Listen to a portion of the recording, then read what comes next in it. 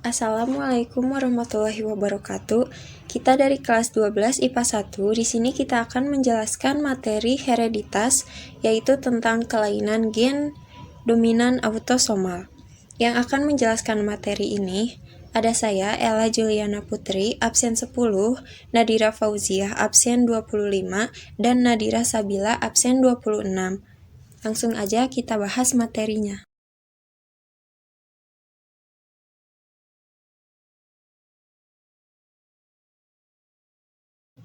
Penyakit menurun autosom adalah penyakit yang diwariskan dari kromosom autosom dan tidak tergantung pada jenis kelamin. Maka dari itu, penyakit ini bisa menyerang siapa saja. Penyakit ini dibagi menjadi penyakit dominan dan penyakit resesif. Dalam penyakit menurun autosom dominan, kelainan ini dapat dilihat dalam keadaan dominan heterozigot atau dominan homozigot.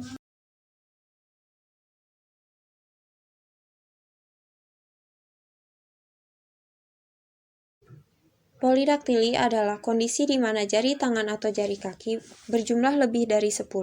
Kondisi ini disebabkan oleh genotip polidaktili yang berbentuk P besar atau P besar P kecil, sedangkan normalnya P kecil. Perkawinan silang dari polidaktili adalah P besar atau polidaktili dikawin silang dengan P kecil yaitu normal dan menghasilkan F1 P besar P kecil, yaitu polidaktili 100%. Brakidaktili adalah suatu penyakit atau kelainan yang dicirikan dengan jari tangan pendek. Penderita brakidaktili memiliki gen dalam keadaan heterozigot B besar B kecil. Cacat keturunan ini diwariskan secara dominan. Individu yang memiliki gen dalam keadaan homozigot dominan B besar menyebabkan kematian pada masa embrio, sedangkan dalam keadaan heterozigot hanya memiliki 2 ruas jari karena ruas jari yang tengah sangat pendek dan tumbuh menyatu dengan ruas jari lain.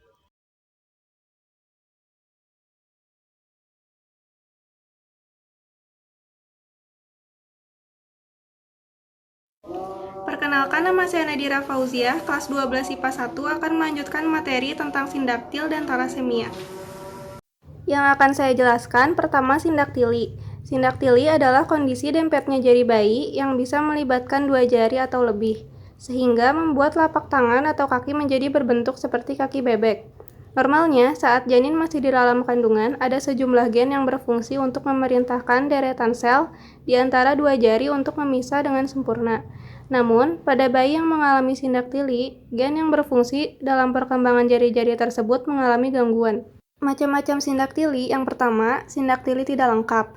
Kondisi ini terjadi saat jari tidak saling menempel sampai ke ujung. Jadi hanya sebagian jari yang terlihat menempel. Yang kedua, sindaktili lengkap. Kondisi ini terjadi ketika jari saling menempel seluruhnya, alias sampai ke ujung. Ini berbanding terbalik dengan jenis sebelumnya. Yang ketiga, sindaktili sederhana. Kondisi ini terjadi saat jari-jari hanya disatukan oleh jaringan lunak. Jadi tulang jari tidak ikut menyatu. Terakhir, sindaktili rumit. Kondisi ini terjadi ketika jari-jari disatukan oleh tulang rawan, serta jaringan lunak. Hal ini membuat bentuk jari tidak begitu sempurna. Penyebab sindaktili, selama janin berkembang di dalam kandungan, tangan awalnya tumbuh dengan bentuk dayung atau lonjong. Seiring semakin berkembangnya janin, jari-jari akan terpisah satu demi satu hingga berjumlah 5 pada masing-masing tangan dan kaki. Penyebab sindaktili adalah ketika ada satu atau lebih jari-jari tangan dan kaki yang gagal berpisah selama masa perkembangan tersebut. Selanjutnya ada talasemia. Talasemia merupakan kelainan darah yang diakibatkan oleh faktor genetika, sehingga menyebabkan protein yang ada di dalam sel darah merah atau hemoglobin tidak berfungsi secara normal. Mereka yang mengidap talasemia memiliki sedikit kadar hemoglobin yang berfungsi dengan baik. Oleh karena itu, tingkat oksigen dalam tubuh pengidap talasemia pun ikut rendah. Gejalanya mudah ngantuk, letih, sulit bernafas. Penyebabnya, mutasi yang terjadi pada DNA yang membuat hemoglobin pembawa oksigen ke seluruh tubuh merupakan penyebab seseorang bisa mengidap talasemia. Penyakit ini terjadi akibat kelainan pada faktor genetika. Diagnosis, yang pertama menghitung sel darah lengkap, yang kedua analisis hemoglobin atau protein sel darah merah, yang ketiga menghitung jumlah zat besi, yang keempat pemeriksaan gen atau DNA.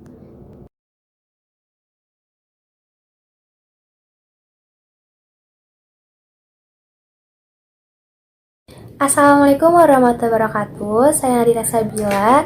Di sini saya mau melanjutkan materi yang sebelumnya, yaitu tentang penyakit keturunan aldominan autosomal. Jadi ada dua penyakit yang akan saya bahas, yaitu yang pertama ada Huntington dan penyakit progeria. Nah, langsung aja ke penyakit yang pertama. Penyakit yang pertama itu Huntington. Huntington itu kelainan degeneratif sistem saraf dengan gejala hilangnya konsentrasi, sering lupa, cadel ketika berbicara, kesulitan makan, depresi, dan kehilangan keseimbangan. Nah, orang yang mengidap penyakit Huntington ini itu gejalanya muncul pada usia 35 tahun sampai 44 tahun. Dan ada dua gambar. Dan juga ada genotip Huntington, yaitu yang pertama ada H besar Huntington, H besar H kecil Huntington, dan yang terakhir ada H kecil itu normal. Nah, yang kedua ada penyakit progeria. Penyakit progeria ini yaitu penyakit penuaan dini. Jadi orang itu dilahirkan secara normal pada usia 2-3 tahun, mulai menunjukkan ciri lemak di bawah kulit, seperti kulitnya itu menghilang, rambut rontok, dan juga pengerasan arteri. Dan ini ada contoh orang yang mengidap penyakit progeria. Dan genotip dari penyakit progeria yaitu ada P besar progeria, P besar P kecil progeria juga, dan yang terakhir ada P kecil normal. Nah, sekian penyampaian materi tentang dua penyakit progeria dan Huntington. Terima kasih, mohon maaf juga bila masih ada kesalahan. Wassalamualaikum warahmatullahi wabarakatuh.